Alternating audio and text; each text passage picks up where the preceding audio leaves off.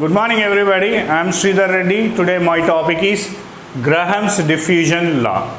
So in order to know the Graham diffusion law, first we require the two statements, two definitions we required. One is called the diffusion and second one is called the rate of the diffusion. What is the diffusion?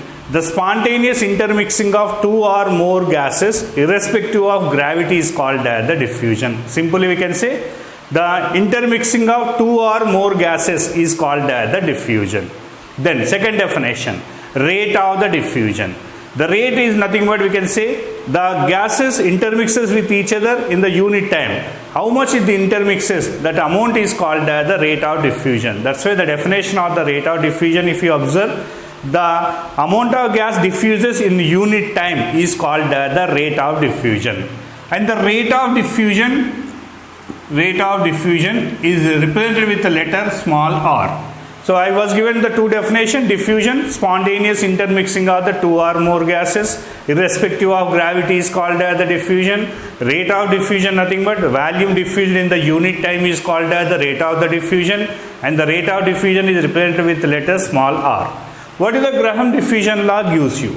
Graham diffusion law gives you relation between the rate of diffusion and the density at the given temperature and the pressure. So Graham diffusion law gives you relation between rate of the diffusion and the density at the given temperature and the pressure.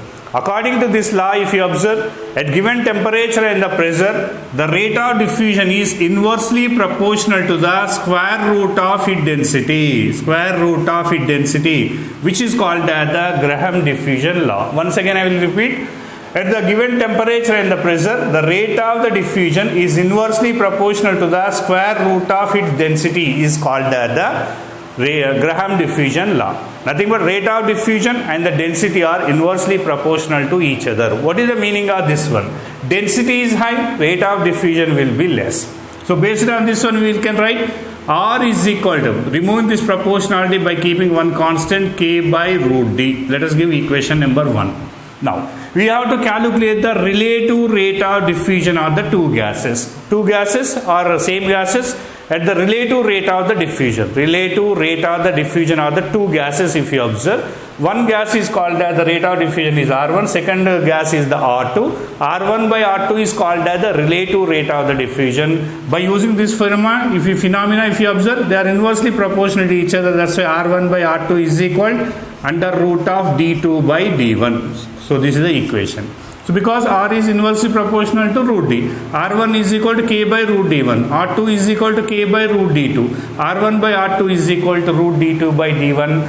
Whenever he gives you the two gases whose densities are known, you have to calculate the relative rate of diffusion, which is called the R1 by R2 by using the formula R1 by R2 is equal to under root of D2 by D1. Now, but D is equal to mass by volume, nothing but the density and mass, how they are directly proportional to each other. Ultimately, in place of D, if you keep, we will get another form of the Graham diffusion law. R is inversely proportional to the square root of mass, Mass is high, rate of diffusion will be less. Mass is less, rate of the diffusion is high. Here very, very important two mass question. He gives you some gases like carbon dioxide, nitrogen, oxygen, sulfur dioxide, and asks you which gas will diffuse speed. So based on this one, look at here. Any gas which will have the low mass is less, ultimately rate of diffusion will be high. Nothing but among the four gases, you have to know which gas will have the low molecular mass. Molecular mass is less, rate of diffusion will be high. Carbon dioxide, molecular weight already we are familiar, 42, nitrogen 28, oxygen 32, sulfur dioxide 64. Nothing but nitrogen gas has the low molecular mass, nothing but rate of diffusion is high. Among these four gases, nitrogen will have the high rate of the diffusion. I will give you very simple, lightest gas is the hydrogen, that's why it will have the high rate of diffusion, that's why it is used in the filling of the balloons you are having. That's why any gas which will have the low molecular mass, which will have the high rate of diffusion, easily intermixes with the other gases. Now based on this condition, we have to calculate the relative rate of diffusion. R1 by R2 is equal to under root of M2 by M1, because they are inversely proportional to the square root of mass. another form of the Graham diffusion law. But mass is equal to twice into the vapor density. So mass and the vapor density relation, if you observe, mass is equal to 2 times to the vapor density. How the mass and the vapor density? Mass is directly proportional to the vapor density. Nothing but in place of the mass we can keep another form, vapor density, you will get another form. R is inversely proportional to the square root of vapor density. From this you will calculate the relative rate of diffusion. R1 by R2 is equal under root of VD2 by VD1. So first equation, second equation and third equation, these are the modified equations of the Graham diffusion law. Then I am taking the two cases. I am taking case 1. So here if you take R, what is the R? Relative rate of diffusion, which is given as the, I will write it, relative rate of diffusion, volume diffused in the unit time, volume diffused in the unit time, which is called the relative rate of the diffusion or rate of the diffusion, relative nothing but R1 by R2. R is called the rate of the diffusion, nothing but volume diffused in the unit time. Based on this equation I am taking the two cases. One, if the volume is constant, then the relative rate of diffusion R1 by R2. So R1 is equal to T1, R2 is equal to T2. Value is the constant. Immediately what happened? T2 by T1. So this is the fourth equation. If the time is constant, T is constant, R1 is equal to V1, R2 is equal to V2. Ultimately relative rate of diffusion R1 by R2 is equal to V1 by V2, 5. If you combine all the 5, they are called the Graham diffusion law. R is R1 by R2 is equal to actual D2 by D1. Modified M2 by M1 is equal to VD2 by VD1 is equal to T2 by T1 is equal to V1 by V2. And this is about the Graham diffusion law. Whenever you use the densities, you have to take R1 by R2 is equal to under root of D2 by D1. Whenever you use the masses of the two gases, then you have to take R1 by R2 is equal to under root of M2 by M1. So they are called the Graham diffusion law. Application of the Graham diffusion law immediately. What is the applications of what are the uses of the Graham diffusion law? Where we use the Graham diffusion law? Number 1, it is useful to calculate the molecular weight of the unknown gas. A gas it gives you whose molecular weight is not known. The molecular weight can be calculated by using this Graham diffusion law. That's why the application of the Graham diffusion law, if you observe, we are able to calculate the molecular weight of the unknown gases by using the Graham diffusion law. Number 2, it is useful to calculate the methane, which is called as the marsh gas in the coal mines. In the coal mine, we will get the methane. That methane can be detected by using the Graham diffusion law. Number 3, very, very important.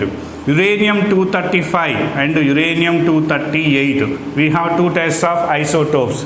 One is the 235 uranium, one is the 238. It is a mixture. This mixture can be separated by using the Graham diffusion law by using their fluorides.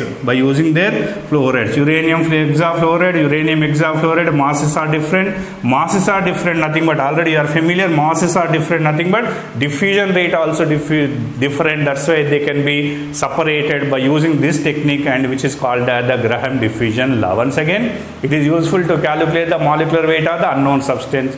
It is useful to identify the methane in the coal mines.